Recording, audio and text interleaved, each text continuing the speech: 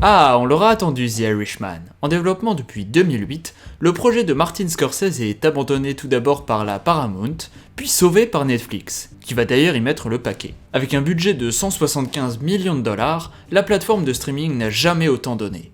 Voilà maintenant 3 ans que Silence, le dernier film du réalisateur italien, est sorti en salle. On peut le dire, l'attente pour The Irishman aura été longue.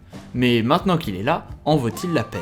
Pour commencer, le film est une adaptation du livre I Heard You Paint Houses de Charles Brandt. Ce livre est lui-même le récit romancé de la vie de l'Irlandais Frank Sheeran. Le film va donc retracer l'histoire de ce personnage, depuis ses débuts en tant que chauffeur routier jusqu'à la fin de sa vie. Mais c'est surtout la relation entre Frank, Jimmy Hoffa et Russell Bufalino qui sera dépeinte durant le film. Et qui de mieux pour incarner Sheeran que Robert De Niro, donnant en plus la réplique à Al Pacino et Joe Pesci, le tout dirigé par Scorsese. On a là une très belle moyenne d'âge.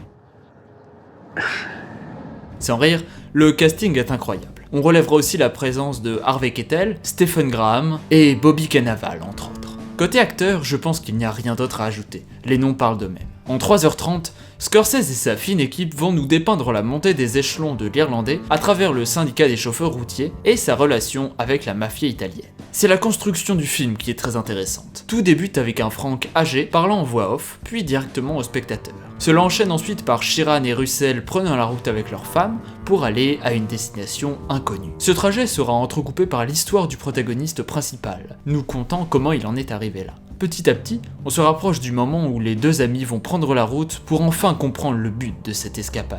On est heureux de voir tout ce beau monde travailler ensemble, et on sent que chaque membre de l'équipe a pris du plaisir à tourner ce film. Scorsese prend le temps et insiste sur les détails, rendant peut-être l'ensemble légèrement trop long. Le milieu du récit étant quelque peu poussif à mon goût. Mais l'ambiance dépeinte est très agréable à voir. De même que l'évolution du personnage de Frank Sheeran. Comme je l'ai dit au début, le film compte 175 millions de dollars de budget. Tout cet argent se justifie notamment par le rajeunissement numérique des acteurs principaux pour les scènes de flashback. C'est une première pour Netflix de produire un projet aussi onéreux, et la plateforme compte probablement amener le film jusqu'aux Oscars, comme elle l'a fait pour Roma. Pour cela, de nombreuses avant-premières et projections en salle ont été prévues, afin que The Irishman ne soit pas uniquement montré en streaming, mais aussi quelques passages à des festivals comme celui des Lumières à Lyon ou le festival du film de New York.